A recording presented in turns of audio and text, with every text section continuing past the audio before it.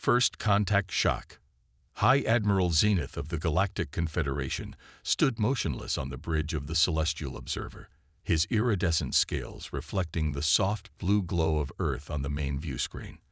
After 10,000 years of peaceful expansion, the Confederation had perfected the art of first contact. Every civilization followed the same pattern: radio signals, primitive spaceflight, and then integration into the greater galactic community. But something was wrong, terribly wrong.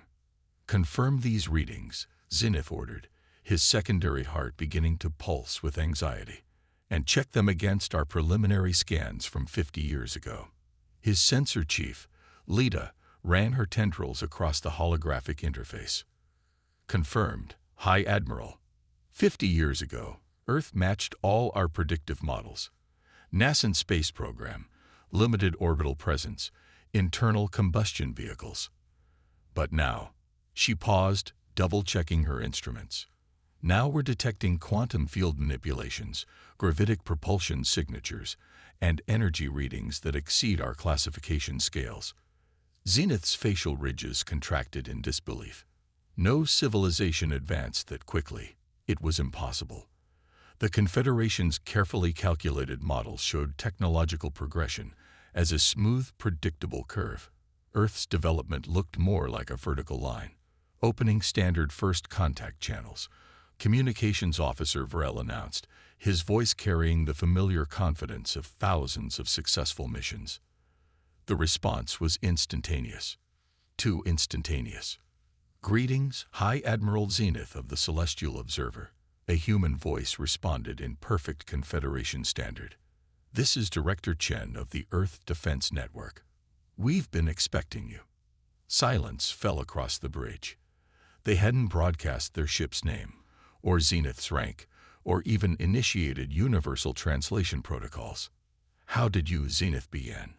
"Your ship's quantum signature is quite distinctive," Director Chen interrupted politely. "We've been studying Confederation vessels for some time now. Your cloaking technology is particularly interesting, though somewhat outdated by our standards." Zenith felt his scales ripple with shock. "Our records indicate your civilization only achieved rudimentary spaceflight 5 decades ago." "Ah yes, the moon landings." There was amusement in Chen's voice. "We found it convenient to maintain certain appearances while we developed our capabilities. Your observation satellites were rather easy to fool, especially once we understood their operating parameters." A new hologram materialized on the bridge. A human female in a crisp uniform, her image far more sophisticated than standard Confederation projections. "I hope you'll forgive the deception, but we needed time to prepare. Earth isn't interested in joining the Confederation, High Admiral. We've studied your society quite thoroughly. The Confederation brings peace, stability, and uniform progress to all its members," Zenith recited, falling back on millennia of diplomatic protocol. "Uniform being the key word," Chen replied. "Your civilization has achieved remarkable stability, Admiral, but at what cost? You've eliminated competition, standardized innovation, and created a galaxy where every world follows the same path at the same pace." New data began flooding the Celestial Observer's sensors. Ships emerging from hidden positions around Earth, each one utilizing technology that shouldn't have existed for at least another century. Their designs were wildly different, suggesting multiple independent development paths. "Impossible," Lita whispered, her tendrils trembling as she analyzed the readings.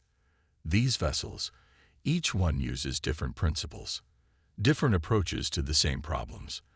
The energy expenditure alone should be inefficient." Chen smiled.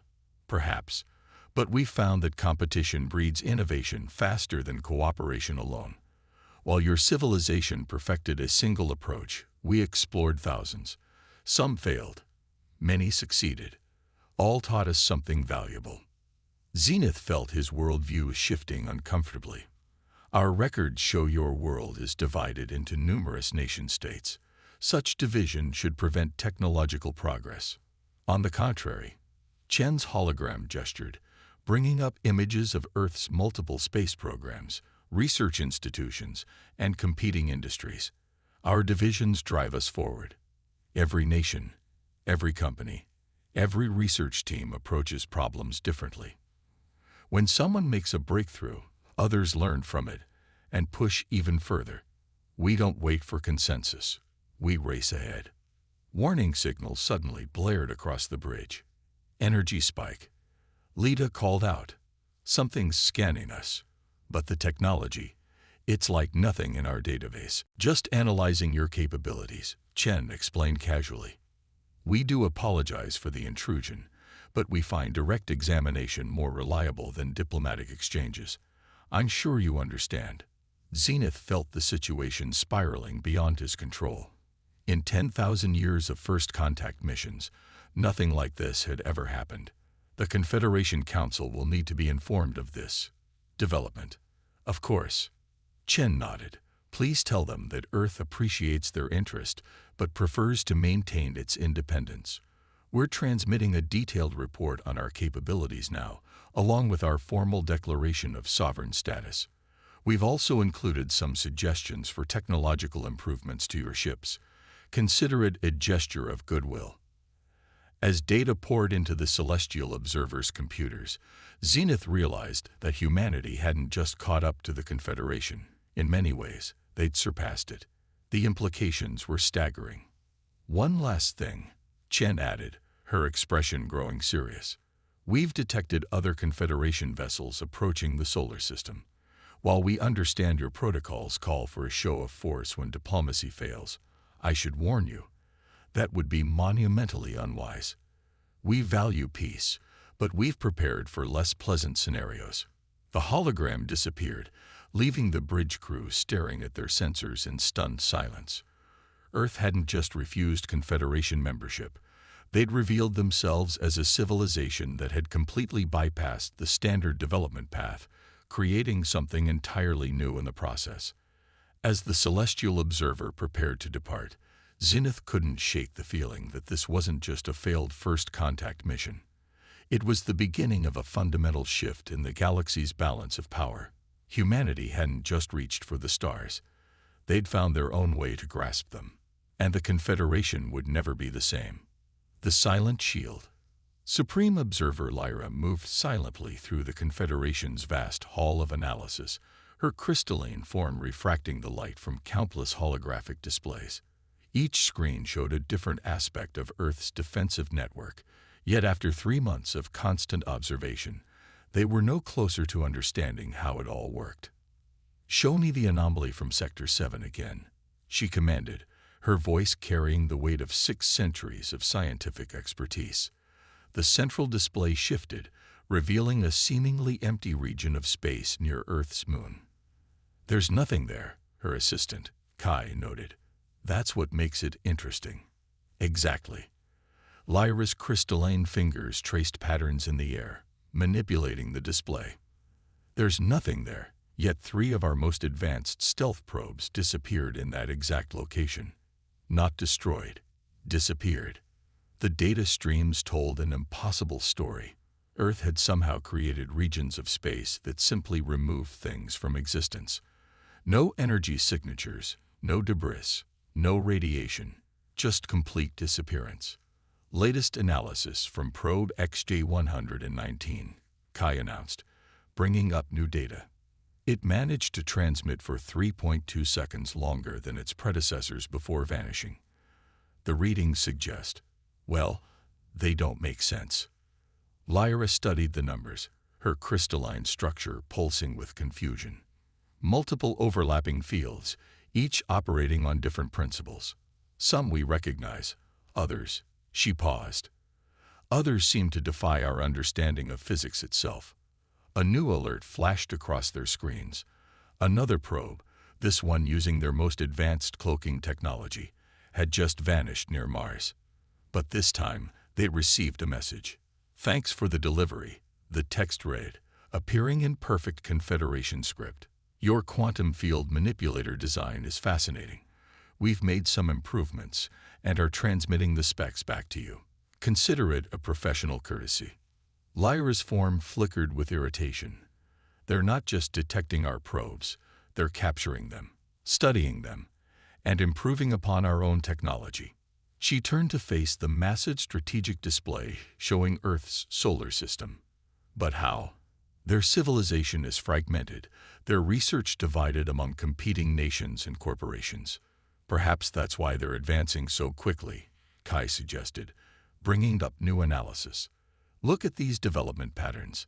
When we detect a new defensive technology in one sector, completely different approaches appear in others within days. They're not just competing. They're learning from each other's successes and failures. The display shifted to show a timeline of Earth's known technological development.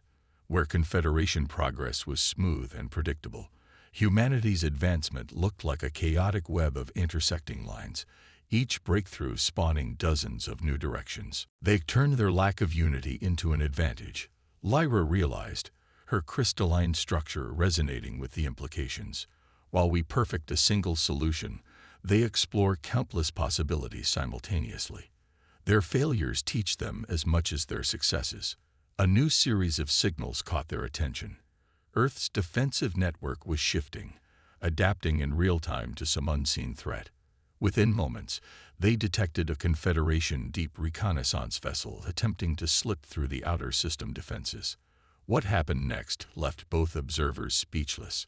Instead of attacking or capturing the intruder, Earth's defenses simply redirected it. The ship emerged from a localized space-time distortion halfway across the solar system. Its sensors scrambled but otherwise unharmed. "Message incoming," Kai announced. Nice try with the dimensional phase shifting, the human transmission read. Clever use of quantum tunneling, but you might want to account for gravitational wave interference next time.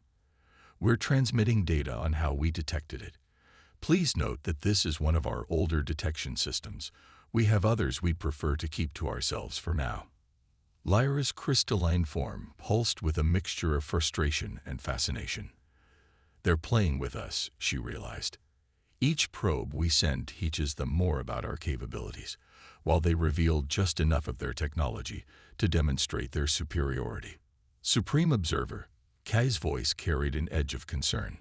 New analysis suggests their defensive network isn't just adaptive, it's evolving. The algorithms they're using, they're letting their artificial intelligence systems experiment with new defensive concepts in real time. Lyra studied the data, her scientific training warring with what she was seeing. The humans hadn't just created a defensive network, they'd created an ever-evolving ecosystem of competing and cooperating systems, each becoming more sophisticated with every passing moment. "Recall all remaining probes," she ordered finally. "Shut down all active surveillance operations."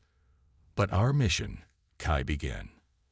"Our mission was to understand their defensive capabilities." Lyra interrupted.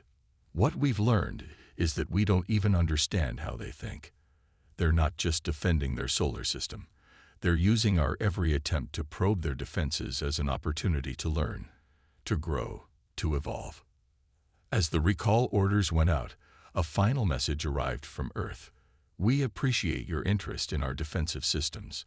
In the spirit of scientific exchange, we've compiled a basic overview of some of our older technologies. You'll find the data already uploaded to your central computer.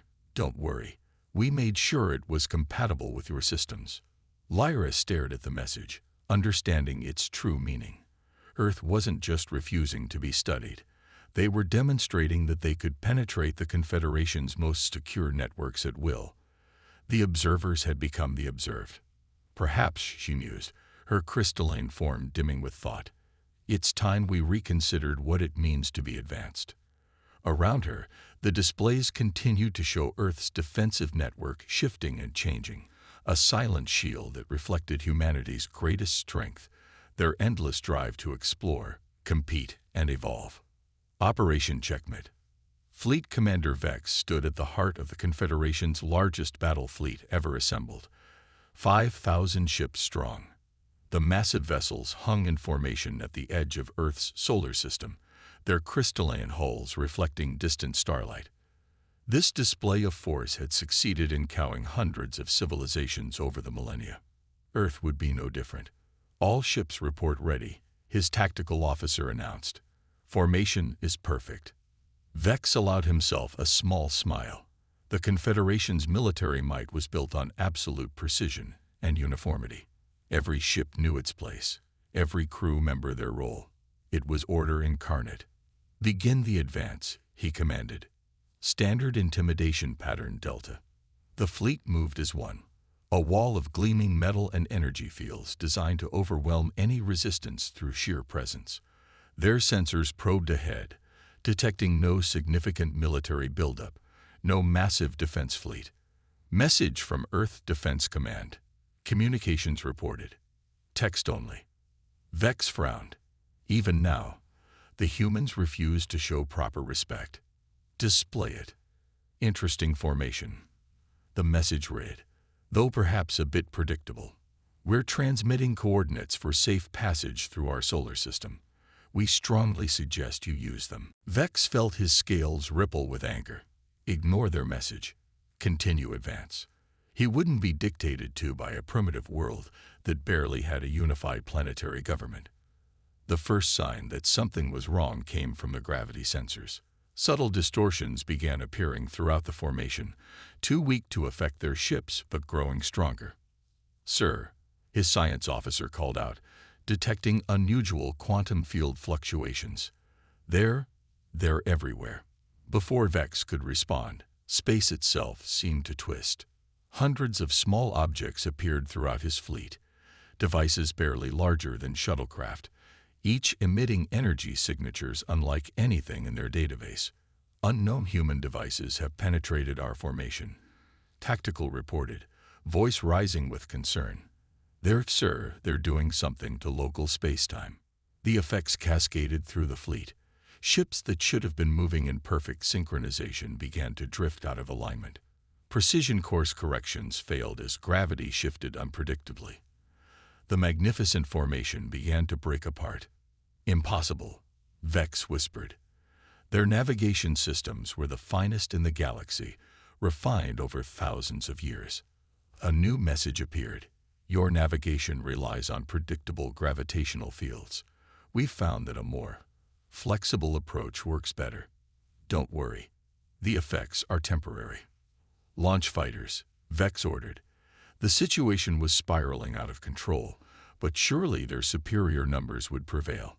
Thousands of Confederation fighters poured from their carrier ships, their crystalline forms catching the starlight. They moved to engage the human devices, only to find themselves fighting shadows. The small craft seemed to phase in and out of normal space, impossible to target. "Sir," Tactical shouted, "new contacts emerging from everywhere." Earth ships appeared throughout his scattered fleet, their designs wildly different from each other. Some were sleek and predatory, others bulky and bristling with unknown technology. They moved with impossible agility, each seemingly operating under its own laws of physics. "Your ships are impressive," a new voice transmitted, the first actual audio they'd received. "But you might want to rethink the standardized design philosophy. It makes you rather predictable." As if to demonstrate, one of the human vessels, barely a quarter the size of a Confederation cruiser, executed a maneuver that should have torn it apart. It phased through the space between two capital ships, its wake disrupting their shield harmonics. "Fleet status," Vex demanded. "Chaos, sir," his tactical officer admitted. "Their ships.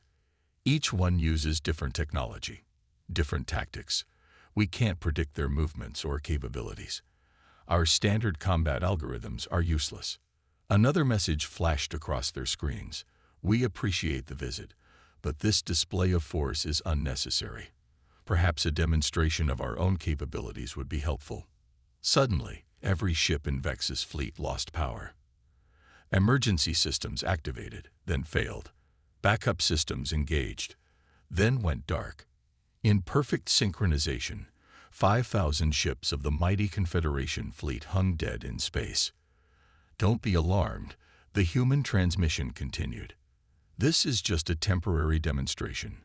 We're actually quite impressed with your power distribution systems, though you might want to consider varying the quantum encryption protocols." Using the same ones across your entire fleet creates a rather obvious vulnerability. After exactly 30 seconds, power returned to all ships simultaneously. Vex's crew stared at their instruments in disbelief.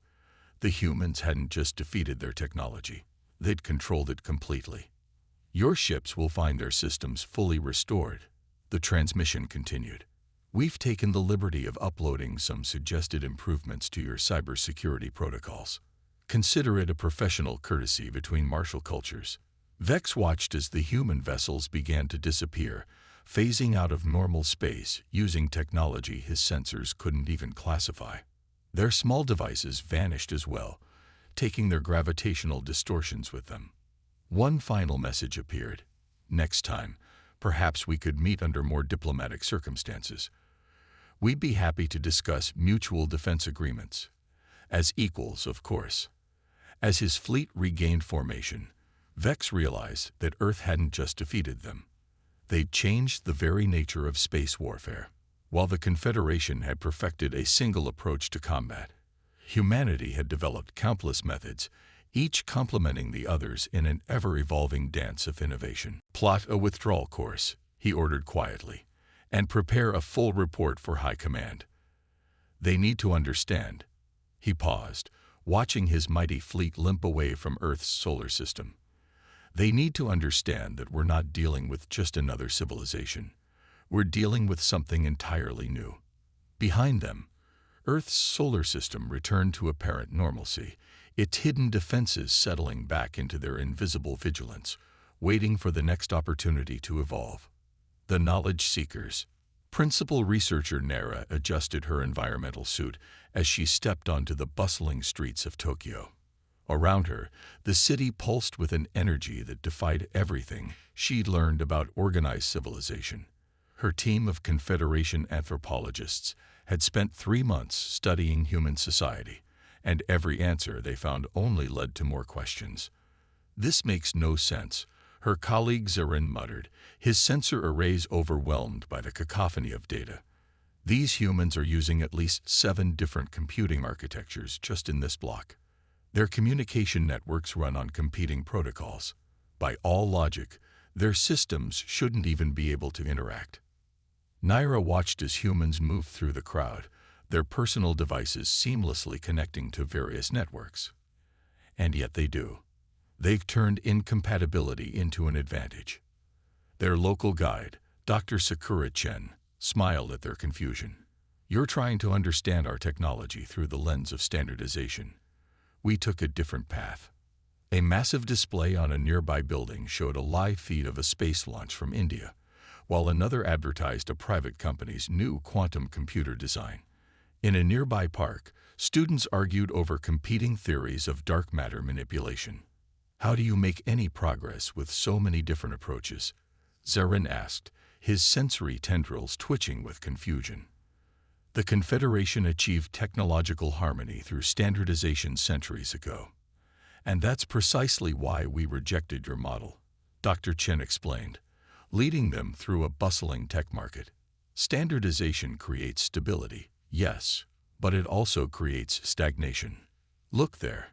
She pointed to 2 competing stores, each selling different versions of personal quantum communicators. "Those companies are bitter rivals. They're constantly trying to outdo each other, pushing the boundaries of what's possible.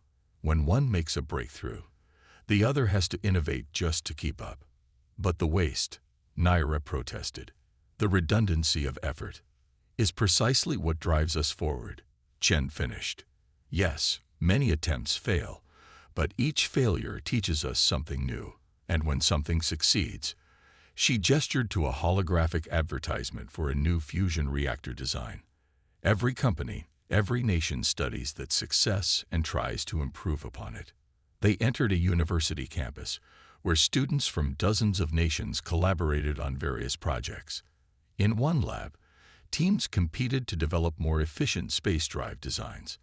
In another, researchers argued passionately about conflicting approaches to artificial intelligence development. "Your education system is just as fragmented," Zarin noted, scanning the various research projects. "Different universities, different approaches, different theories. All working toward the same goals, Chen corrected, but each taking their own path to get there. When someone makes a breakthrough, they publish their findings, and everyone builds upon that knowledge in their own way. Naira watched as a group of students demonstrated a new type of energy shield, their design completely different from anything in the Confederation's database. But how do you maintain quality control? How do you ensure everyone follows the proper procedures? Chen laughed. We don't. We let peer review and market forces sort out what works from what doesn't. It's messy, it's chaotic, but it's incredibly effective. They passed a historical display showing Earth's rapid technological development over the past century. Your observers thought we were hiding our capabilities, Chen explained. The truth is, we were developing so quickly and in so many different directions that your standardized monitoring protocols simply couldn't track our progress. An alert sounded from nearby. A test of some new technology had failed spectacularly. Instead of panic, the researchers immediately began analyzing what went wrong, their excitement palpable. You see failure as something to be avoided, Chen noted, watching the scene. We see it as a necessary step toward success. Every failed experiment teaches us something new. Naira's research team spent the rest of the day observing various aspects of human society. They watched competing news organizations present different perspectives on the same events. They saw religious institutions coexisting despite fundamentally different beliefs. They witnessed political debates where opposing viewpoints clashed openly. This should tear your society apart, Naira said finally, her research monitors overflowing with data. All this conflict, this competition, these differences. Instead, it makes us stronger, Chen replied. We've learned to thrive on diversity, to build systems that don't just tolerate differences, but capitalize on them. Your civilization chose the path of unity through uniformity. We chose unity through diversity. As they prepared to return to their research vessel, Naira received a priority message from the Confederation Council. More worlds were beginning to question the standardized development path. Earth's example was spreading.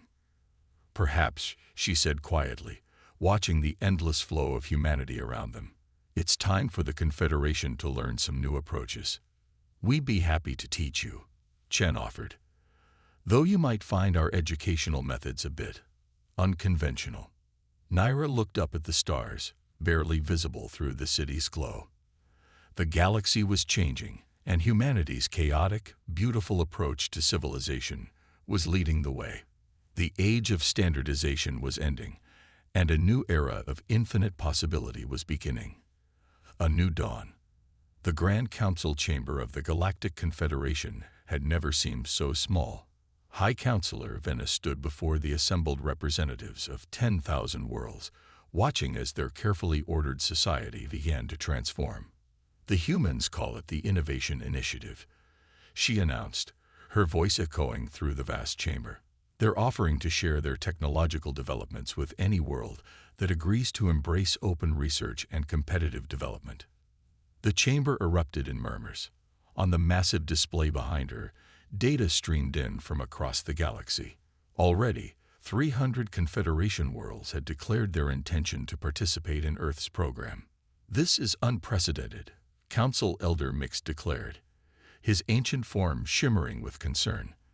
These worlds are abandoning millennia of proven development protocols. They're choosing to evolve, Vena corrected, bringing up new data. Look at the results from the first wave of participants. The statistics were undeniable. Worlds that had adopted Earth's model of competitive innovation were advancing at rates that shattered all Confederation models. New technologies were emerging daily, each breakthrough spawning dozens of fresh approaches.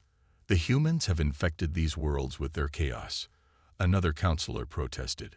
These developments don't follow our established patterns. Exactly. A new voice cut through the chamber. Ambassador Sarah Chen of Earth appeared on the main platform, her hologram more sophisticated than any the Confederation could produce. That's precisely the point. The chamber fell silent as Chen gestured, bringing up a galaxy-wide display of technological development. Your standardization created stability, yes, but it also created predictability. Every world following the same path, at the same pace, generation after generation. The display shifted, showing the explosive growth of worlds that had embraced Earth's approach. We're not just offering technology, Chen continued. We're offering possibility, the freedom to explore, to compete, to fail, and to learn from those failures. But the disorder, Elder Mix protested, the waste of resources, is far less costly than the waste of potential, Chen countered. She brought up images from various worlds that had joined Earth's initiative. On each planet, multiple companies and nations were developing their own unique solutions to universal problems. Some approaches failed spectacularly, others succeeded beyond expectation, but all contributed to a growing pool of knowledge. Your way isn't wrong, Chen assured them, her voice softening. Standardization has its place, but it shouldn't be the only path. The galaxy is vast enough for multiple approaches to coexist and complement each other. High Counselor Venna stepped forward again. The data is clear. Worlds that have embraced competitive innovation are advancing faster than our models thought possible.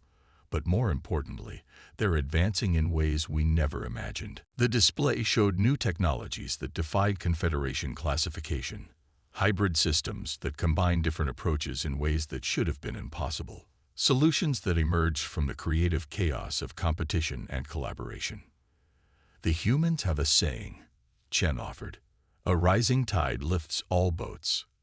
As these worlds advance, they share their discoveries, creating a network of innovation that benefits everyone, even those who choose to maintain traditional approaches. More data poured in.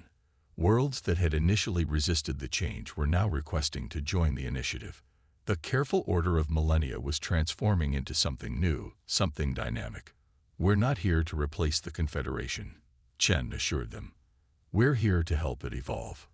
To show you that there's strength in diversity, in competition, in the beautiful chaos of unlimited possibility.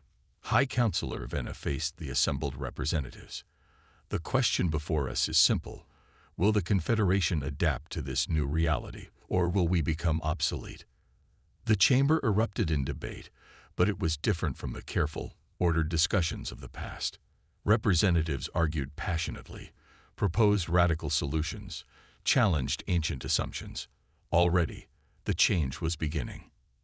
As the council debated, new reports arrived from across the galaxy. Worlds that had never communicated were sharing ideas. Ancient rivals were competing to develop better solutions to shared problems. The careful dance of standardization was giving way to a symphony of innovation. This is just the beginning, Chen said quietly to Venna. Wait until they discover the joy of proving the impossible possible. Venna watched as her carefully ordered world transformed and found herself smiling. The galaxy was awakening from a long, orderly slumber, and humanity's chaotic, beautiful approach to civilization was leading the way. In the space around Earth, ships of 1,000 different designs moved in complex patterns, each one representing a different path to the same destination. The age of standardization was ending, and a new era of infinite possibility was dawning. Humanity hadn't just refused to join the Confederation's ordered society. They had shown the galaxy a completely different way to exist, and in doing so, they had changed everything.